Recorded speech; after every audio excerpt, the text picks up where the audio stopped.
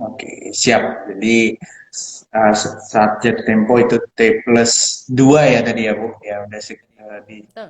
secondary-nya. Oke, ini agak wajar sih. Tadi ada pertanyaan lanjutan kalau saya tidak salah dari Pak Anjar. Oh iya, tadi ada tiga nih ya Bu. Saya mungkin coba mengulang tiga yang sudah keluar serinya, yaitu Unilever, BBRI, dan Adaro. Nah, pertanyaan Pak Anjar ini 9 bulannya kapan nih Bu? Mungkin maksudnya jatuh tempo ya.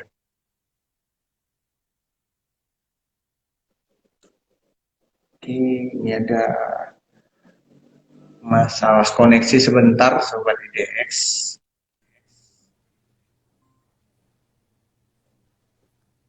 Oke, sorry Bu Triana, udah jelas? Tadi Ya. terputus-putus di Bu Triana. Iya.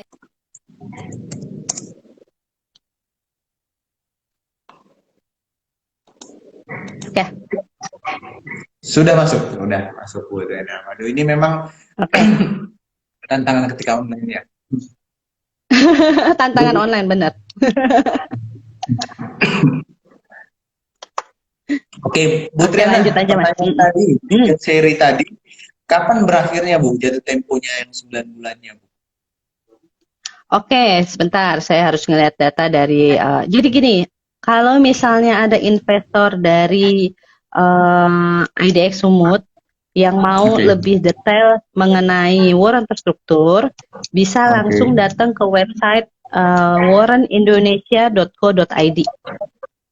Itu website khusus warrant terstruktur. Saya chat di kolom komentar kali ya. ya boleh Bu. Warren Bentar ya. Indonesia.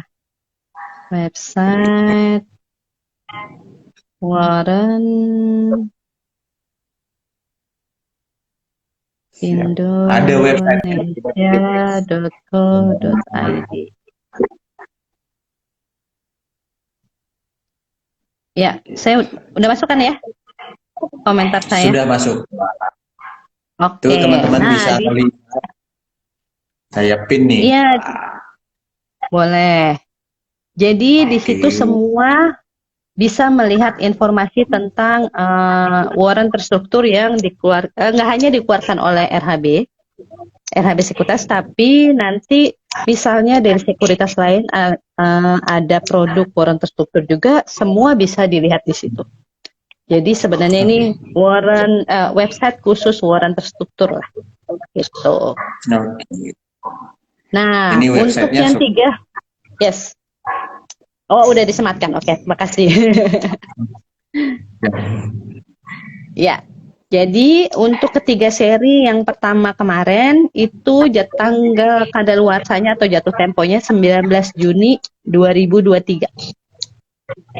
19 Juni 2023 ya. Sobat Betul. IDX pas 9 bulan. Teman-teman bisa hitung deh gitu kan. 9 bulan seperti Ya, pertanyaan Pak. Oke. ya Bu, betul. saya penasaran. Tadi tiganya yang udah dikeluarin adalah Unilever, Bank BBRI, dan Adaro gitu. Ada nggak Betul. kriteria yang dikeluarkan oleh RHB untuk mengeluarkan seri ini? Karena ketiganya kita tahu saham yang cukup dikenal, cukup awam gitu. Apakah memang harus blue chip atau bagaimana Bu? Saham-saham ini yang akan dikeluarkan. Oke, jadi gini, saham-saham untuk underlying-nya warrant terstruktur ini harus saham-saham yang masuk di IDX 30. Oke. Jadi jadi gini, dari bursa efek itu uh, istilahnya di peraturan harus mengeluarkan saham-saham dari IDX 30 untuk warrant terstrukturnya. Jadi yang menjadi underlying di warrant terstruktur itu saham-saham yang termasuk dalam IDX 30. Makanya untuk yang tiga seri pertama kita mengambil Unilever, BBRI, dan Adro itu dari berbeda sektor lah, ya kan? Yang pertama dari perbankan, ya kan? Dari mining juga ada, dari customer good juga ada. Nah, kalau untuk yang 5 seri besok nih yang akan listing itu saya sebut aja kali ya, boleh ya? Pasti Boleh, udah nggak pada tahu apa-apa. sih harusnya. Oke, yang pertama itu ada BBCA. Dari perbankan ada dua, BBCA dan BMRI. Mandiri, oke. Ya, lalu ada Antam sama Pegas Oke. sama MDKA. Antam, Pegas, MDKA, dan yang terakhir itu udah ya berarti ya Udah BCA, 5. udah 5 ya betul. Nah, hampir Bu Triana nyebut yang Desember nih nanti nih. Udah langsung spill. Oh, kisi-kisi ya. Hampir gitu-gitu. Bu Triana, ke mungkin kan kita lihat dengan pemilihan saham-saham ini memang ada peraturan dari bursa ini sebenarnya untuk menjaga safety atau mengurangi risiko ya untuk produk-produk Betul, ini sebenarnya di perusahaan yang betul. underlying-nya teman-teman tahu gitu kan bahwa ini perusahaan apa, tahu bagusnya bagaimana gitu. Jadi ini sebenarnya untuk menjaga keamanan investor. Jadi jangan takut sebenarnya. Tapi Bu Triana, menarik, banyak orang yang mengira hanya bisa beli dari LHB sekuritas. Ternyata Ibu Triana tadi bilang, ternyata mau sekuritas apapun platformnya itu bisa memperdagangkan eh, struktur waran ini, waran terstruktur ini. Nah, Bu, kita ngelihatnya bagaimana sih, Bu? Karena kalau saham ada 4 kode itu, kita tinggal ketik, kita bisa beli. Nah, kalau waran struktur ini di sebelah mana gitu, Bu? Kita bisa memperdagangkannya. Oke, untuk kode waran terstruktur itu panjang. Ada Ya. 10 digit. Wow. Panjang banget kan? Nah, Ya, tapi benar. iya maksudnya sobat investor IDX itu jangan khawatir. Jadi misalnya gini, misalnya saya mau beli waran terstrukturnya Adro yang Oke. istilahnya yang dikeluarkan oleh RHB Sekuritas. Jadi sobat investor hanya ketik ADRO-DR. Oke. ADRO-DR. Yang paling gampang itu. Karena ya Adro itu kan sahamnya, underlying-nya. Kalau DR itu kode issuernya. Untuk saat ini karena baru ada RHB, jadi yang paling gampang itu hanya 6 digit pertama lah. Adro DR, Unilever DR, BBRI DR, atau yang nanti besok akan listing BBCA DR. Nah, itu yang paling mudah sih itu aja sih. Oke. Paling gampangnya diingat. Jadi nggak harus teman-teman hafal 10-nya sebenarnya ya. Betul, betul. Sebenarnya 10 digit itu ada artinya sih. Jadi Oke. 4 digit pertama kan tadi saya bilang saham underlying. Lalu Yes. 2 digit berikutnya si kodenya broker, ya kan? Ya. Terus yang berarti itu udah 6. Kode ketujuh itu C. Biasanya C karena dia call. Iya. Kita tulisnya C. Nah, setelah itu K itu kode bulan expired atau jatuh tempo. Oke. Nah, kodenya itu dapat dari mana? Kodenya itu panjang. Kita dapat kode itu dari bursa. Jadi ada tiap bulan tuh ada beda-beda kode tiap Oke, oke, bulan. Bu. Nah, lalu kode ke-9 berarti itu tahun jatuh tempo. Misalnya Siap. yang tahun jatuh tempo 2023 berarti hanya ditulis 3 gitu. Oh, Dan kode oke. terakhir itu kode unik Kode gitu. terakhirnya kode unik ya. Ya, Siap, waduh udah dijelasin nih Bu Triana nih. Oke, thank you Bu. ya, Ini ada beberapa ya. pertanyaan untuk saya akan coba nanti bacakan ya sekalian ketika topiknya sudah kita bahas biar tidak terlalu ini berulang-ulang nanti. Coba saya lihat pertanyaan-pertanyaan lain. Oke Bu, eh, ini pertanyaan yang masuk ini saya coba. Tadi kan Ibu bilang sampai saat ini pemilihannya dari IDX 30 ya Bu. Ini pertanyaan Betul. dari Edward. Bagaimana kalau keluar IDX 30 nih sahamnya? Oke, kalau misalnya masih belum jatuh tempo, si warrant terstrukturnya itu akan terus lanjut. Produk warrant terstruktur ini akan terus lanjut, tetapi tidak bisa mengeluarkan seri baru untuk kode tersebut, untuk underlying tersebut, karena underlying-nya udah keluar dari IDX 30. Tapi kalau misalnya warrant terstrukturnya akan terus lanjut sampai jatuh tempo. Oke, tetap lanjut sampai jatuh tempo ya. Ya. Siap, terjawab Pak Edward Sarta. Dari Pak Anjar Utomo, ini tadi memang udah dijawab Bu, ini buat teman-teman yang baru masuk. Ketika jadi jatuh tempo, apa jadi saham atau bagaimana, Bu Triana? Oke, setelah saat jatuh tempo, nanti hasil yang didapat itu berupa cash atau tunai jika kondisinya in the money, tanpa perlu untuk mengklaim atau melakukan klaim. Kan biasanya kalau di equity warrant itu kita perlu klaim, kita perlu menyiapkan dana untuk penebusan kan.